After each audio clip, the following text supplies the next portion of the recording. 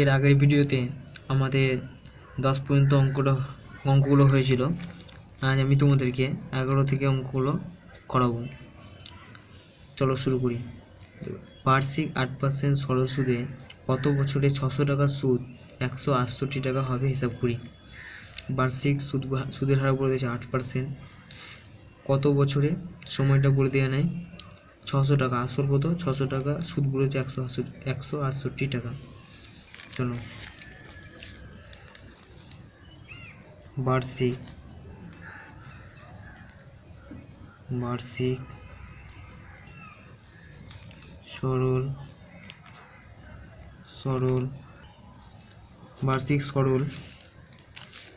সুদের হার আর সমান বলে দিয়েছে কত 8%। আসল দেখো পি সমান কত বলে দিয়েছে 600 টাকা, সুদ টি সমান সুদ আই সমান 168 টাকা। তোমাকে বের করতে বলেছে সময়, তো সময় যেটা টি দিয়ে আমরা লিখি এটা তোমাকে বের করতে হবে। সময় কী করে বের করবে, আই সমান পি আর টি বাই 100 বা আই সমান কি লিখতে পারি, আই কত 168 সমান পি মানে 600 আর মানে 8% এবং টিটা তোমাকে বের করতে হবে বাই 100। দেখো 6 0 কেটে দিলাম বা 8 কত 48 টি সমান হচ্ছে 168 বা টি সমান হচ্ছে 168/48। দেখো 2 8 16, 2 4 8, 2 3 4, 2 4 8, আবার 2 দিয়ে যাবে 2 4 8, 2 4, 2 12 24,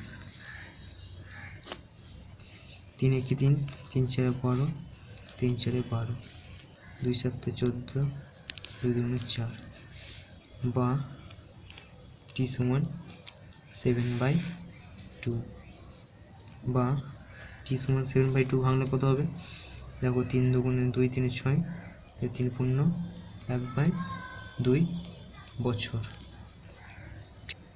এবার দেখো 12 নম্বরটা, যদি বার্ষিক 10% সরল সুদে 800 টাকা ব্যাংকে জমা দিয়ে সুদে আসলে 1200 টাকা ফেরত পায়, তবে ওইটা কত বছরের জন্য ব্যাংকে জমা ছিল। 800 টাকা সে ব্যাংকে জমা দিয়েছে এবং সুদে আসলে কত ফেরত পেয়েছে 1200 টাকা। ঠিক আছে, তা আসল আমাদের বলে দেওয়া আছে, তারপর সুদটা তো আমরা বের করি। এই সুদ আসল মাইনাস আসল, তাহলে আমরা সুদ পেয়ে যাব। চলো লিখি, দেখো সুদ প্লাস আসল কত বলে দিয়েছে 1200, তাহলে আমরা লিখছি সুদ প্লাস আসল সমান 1200 টাকা। ঠিক আছে, আর কি বলে দিয়েছে এখানে বলে দিয়েছে, দেখো 800 টাকা জমা দিয়েছে, এটা আসল কত হবে, আসলের জায়গায় আমি লিখলাম সুদ প্লাস 800, আসল মানে 800 সমান 1200, সুদ সমান কত হবে, দেখো 1200 মাইনাস 800 সমান কত হবে 400 টাকা। আমরা কি পেয়ে গেলাম, তাহলে আমরা সুদ আই সমান 400 টাকা, আসল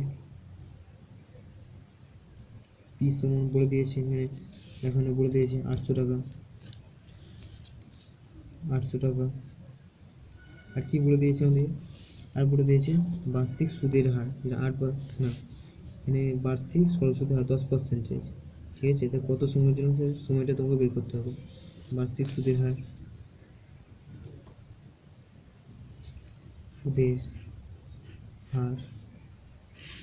আর সমান 10%। ঠিক আছে, সময় টি সমান তোমাকে বের করতে হবে, তাই জিজ্ঞাসা চিহ্ন দিলাম। আই সমান পি আর টি বাই 100 বা সুদ কত 400, তো 400 সমান আসল কত 800, কি হয় 100, শূন্য শূন্য কাটা, বা দেখো 80t সমান কত হচ্ছে 400, বা টি সমান কত হবে 400/80, দেখো 8 5 40, তাহলে বা টি সমান হচ্ছে 5 বছর। ঠিক আছে, দেখো 13 নম্বরটা, কোনো মূলধন একই বার্ষিক শতকরা সরল সুদের হারে 7 বছরের সুদে আসলে হচ্ছে 7,100 টাকা এবং 4 বছরের সুদে আসলে 6,200 টাকা হলে মূলধন ও বার্ষিক সরল সুদের হার নির্ণয় করি। এটা কীভাবে বলবে, চলো শুরু করি। দেখো 13 নম্বর, 7 বছর সুদে আসলে তোমার কত বলে দিয়েছে, সুদ প্লাস আসল মানে সবৃদ্ধি মূল, তাই তো। 7 বছরের সুদে আসলে 7,100 টাকা, 7 বছরে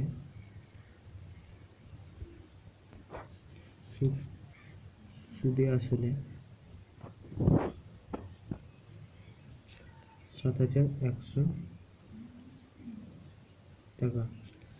আর কত বলেছে, 4 বছরের সুদে আসলে বলে 6,200 টাকা, 4 বছরে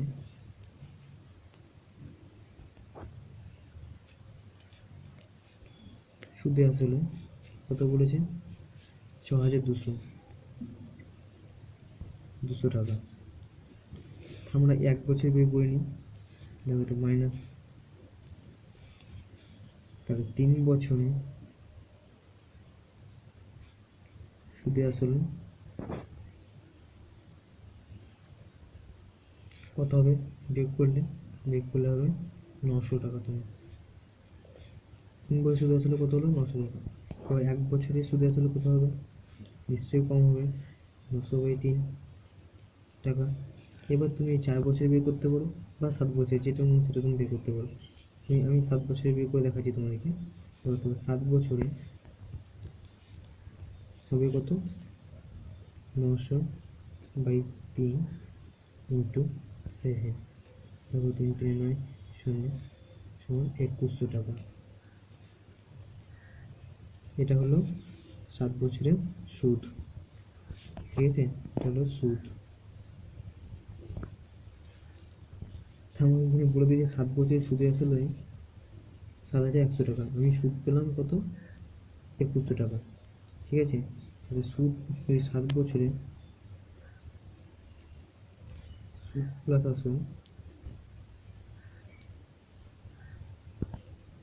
কত বলেছে 7,100 টাকা, 7,100, আমি সুদ পেলাম কত, সুদ পেলাম 2100 টাকা।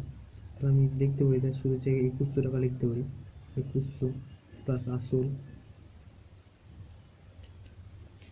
সমান 7,100 টাকা। তা আসল কত হবে, 7,100 মাইনাস 2,100, 5,000 টাকা। এটা হলো হচ্ছে আসল। ঠিক আছে, আর তোমাকে বের করতে হবে কি, সুদের হার, বার্ষিক শতকরা সুদের হার। দেখো আমাদের সুদ পেয়ে গেলাম, আসল পেয়ে গেলাম, সময় পেয়ে গেলাম 7 বছর, তো সময় টি সমান 7 বছর, আসল টি সমান 5,000 টাকা, সুদ মোট সুদ আই সমান 2,100 টাকা। সুদের হার আর সমান জিজ্ঞাসা ছিল, আই সমান PRT/100, আই মানে কত, 2100, পি মানে কত 5,000, আর টি 7 বছর 100, বা 350, আর সমান হচ্ছে 2100, বা আর সমান 2100/350, শূন্য কাটলাম, 7 3 21, 30, 7 35, 5 6 30, সমান 6%। আমাদের আসল বেরোলো 6% এবং সুদের হার বেরোলো সুদের হার। ঠিক আছে, এই অঙ্কটা খুবই ইম্পর্টেন্ট অঙ্ক, তোমরা ভালো করে প্র্যাকটিস করবে এটা। আমি এই চ্যাপ্টার শেষে সমস্ত ইম্পর্টেন্ট কোশ্চেনগুলো নিয়ে আলোচনা করব, তো আমার চ্যানেলটা তোমরা ফলো করো। দেখো 14 অঙ্কটা, একই সময়ে অমল রায় ব্যাংকে এবং পশুপতি ঘোষ পোস্ট অফিসে 2000 টাকা জমা রাখি। 3 বছর পর তারা সুদসহ 2360 টাকা এবং 2480 টাকা ফেরত পান। ব্যাংক ও পোস্ট অফিসে বার্ষিক শতকরা সুদের হার নির্ণয় করি। অমল রায় 2000 টাকা কোথায় জমা রাখছে? অমল রায় ব্যাংকে জমা রাখছে, আর পশুপতি ঘোষ জমা রাখছে পোস্ট অফিসে 2000 টাকা করে।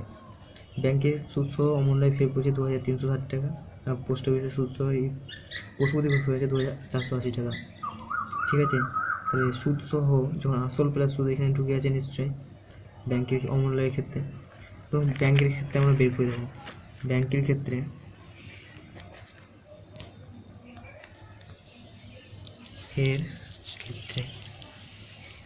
আমরা ব্যাংকের ক্ষেত্রে অমল রায় কী করেছে? 2000 টাকা জমা দিয়েছে, তাই 2000 টাকাটা আসল, আসল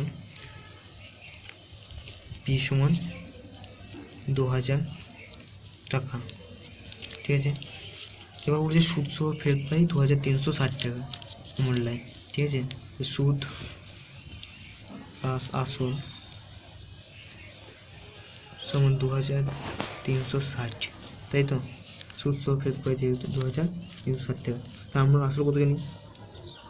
সুদ আসল হচ্ছে 2000 সমান 2360 টাকা, তার সুদ সমান কত হবে? তার সুদ সমান হচ্ছে 2360 মাইনাস 2000, তাই তো? সমান 360 টাকা। এর আমাদের সুদ বেরোলো। কত বছরের জন্য জমা রাখেন? 3 বছর পর তিনি পান 2360 টাকা, তাই সময় হচ্ছে টি সমান কত হবে? 3 বছর, সময় টি সমান 3 বছর। আমাকে সুদের হার বের করতে হবে, তো সুদের হার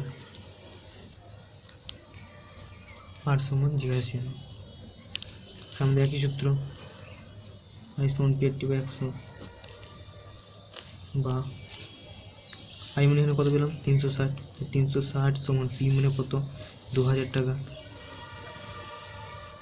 আর মানে কত এখানে নাই, এবং সময় বলেছে আমাদের 3/100, সমান কাটলাম, বা প্রতিদিনে 60, আর সমান 360, বা আর সমান হবে 360/60, 6/36 6%। ঠিক আছে, আমাদের একটা ব্যাংকের ক্ষেত্রে বেরিয়ে গেল। এবার পশুপতি ঘোষ কী কত পান? পশুপতি 2480 টাকা। ঠিক আছে, পোস্ট অফিসের ক্ষেত্রে যেহেতু পশুপতি ঘোষ পোস্ট অফিসে জমা রেখেছেন, অফিসের ক্ষেত্রে সুদ প্লাস আসল কত? সুদ প্লাস আসল 2480 টাকা। জমা রেখেছেন তিনি কত? আসল জমা রেখেছেন তিনি 2000 টাকা। ঠিক আছে, বলে দেওয়া যাচ্ছে এখানে, প্লাস 2000, এবার 2480। এবার সুদ সমান কত হবে? সুদ সমান 2480 মাইনাস 2000 সমান 480 টাকা। ঠিক আছে, এটা হবে তার সুদ।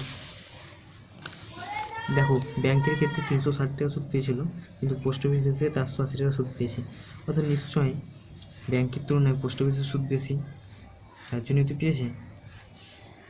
এবার আমরা সুদ পেয়ে গেলাম, আর কি বলেছে? সময় বলে দিয়েছে কত বছর? 3 বছর, তো সময় টি সমান 3 বছর। সুদের হার আর সমান জিজ্ঞাসার জন্য